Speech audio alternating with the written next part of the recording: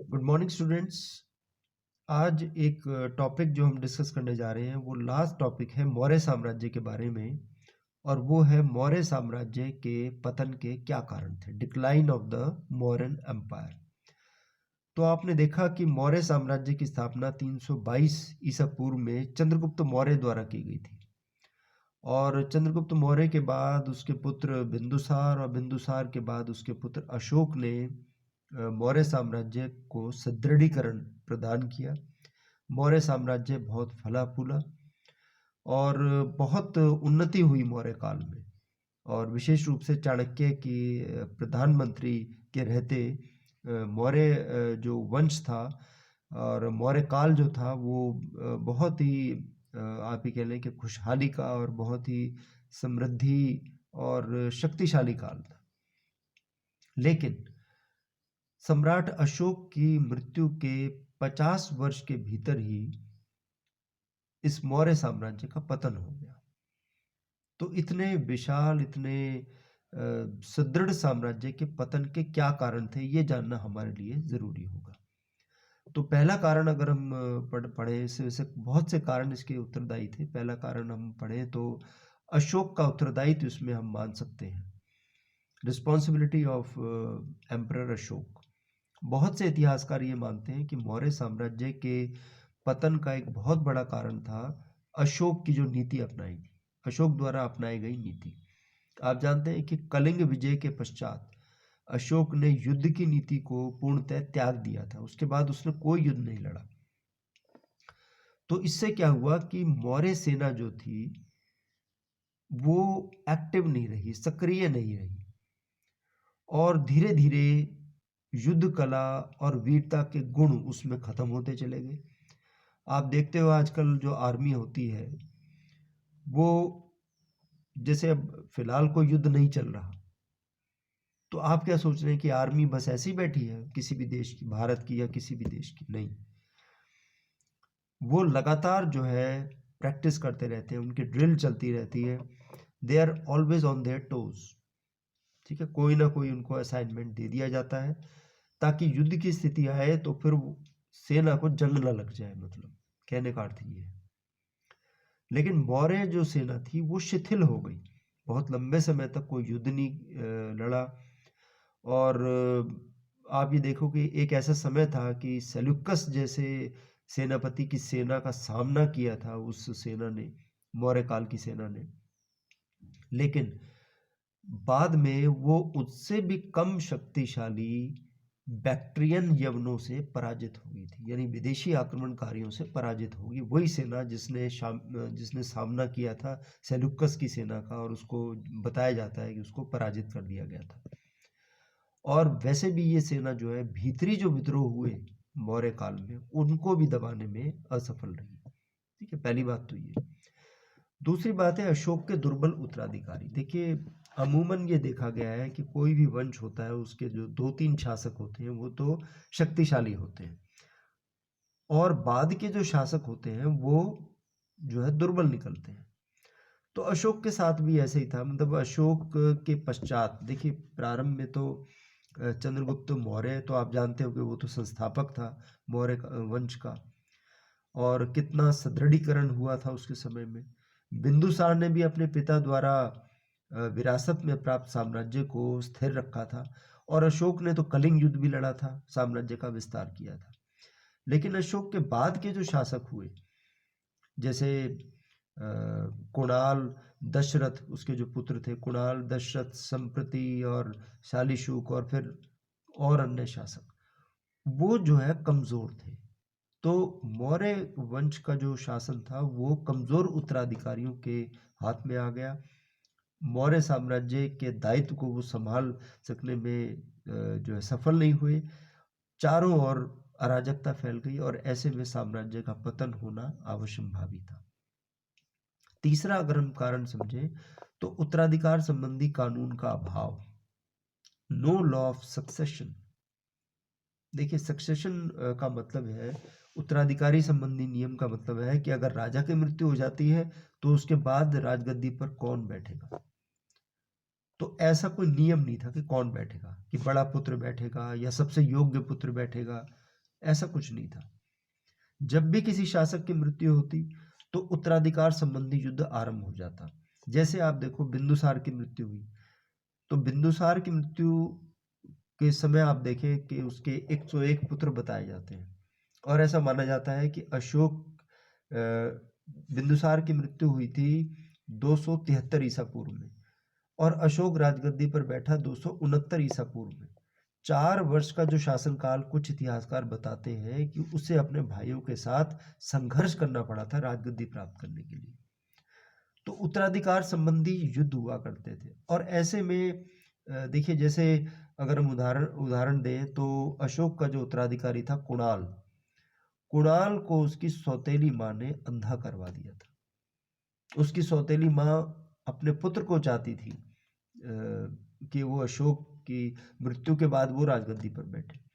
तो एक तरह से राजमहल जो है षड्यंत्रकारियों का अड्डा बन गया था। तो ऐसी परिस्थिति में जो है किस तरह से मौर्य साम्राज्य स्थिर रह सकता था, या प्रजा के कल्याण के बारे में कौन सोच सकता था ऐसे समय में। तो एक ये कारण रहा। अगला जो कारण है वो है ऑटोक्रेटिक रूल, तानाशाही शासन। देखिए, ये डेमोक्रेसी तो थी नहीं उस समय, एक व्यक्ति शासन चलाया करता था। इस प्रकार का जो शासन होता है ना, वो निर्भर करता है राजा के ऊपर। राजा अगर शक्तिशाली है, राजा अगर नेक नियत रखता है, तो निश्चित रूप से वो इस प्रकार का जो तानाशाही राज्य होता है वो स्थिर रह सकता है, और वो योग्य है। सबसे बड़ी बात है, अगर राजा योग्य है, शासन को स्थिर रख सकता है, तो जो है सफल हो जाता है तानाशाही शासन। लेकिन अगर उत्तराधिकारी कमजोर है, तो इतने विस्तृत साम्राज्य को किस प्रकार से कोई संभाल पाता। उसके लिए तो योग्यता चाहिए होती है।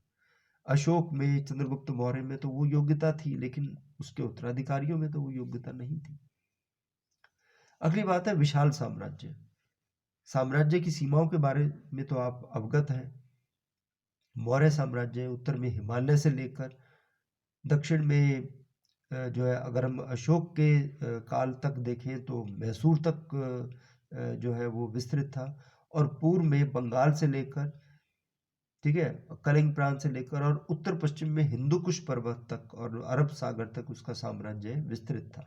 उत्तर पश्चिम में हिंदू कुश पर्वत तक और पश्चिम में अरब सागर तक। तो इतना विशाल साम्राज्य, और आपने देखा कि साम्राज्य को विभिन्न प्रांतों में बांटा हुआ था। तो उन प्रांतों के साथ सीधा संपर्क बनाए रखना वो निर्भर करता था योग्य शासकों की वजह से। अब उस समय यातायात और संचार के साधन इतने नहीं थे। अब जो योग्य शासक थे जैसे अशोक, बिंदुसार, वो तो इतने विशाल साम्राज्य को संभाल पाए, लेकिन उनके जो वीक सक्सेसर्स थे, उनके जो दुर्बल उत्तराधिकारी थे, वो इतने विशाल साम्राज्य को ठीक से नहीं संभाल पाए। एक और कारण जो बताया जाता है वो है राजधानी का केंद्र में ना होना। अगर आपसे मैं पूछूं कि मौर्य साम्राज्य की राजधानी क्या थी, तो आप सब उत्तर देंगे पाटलिपुत्र।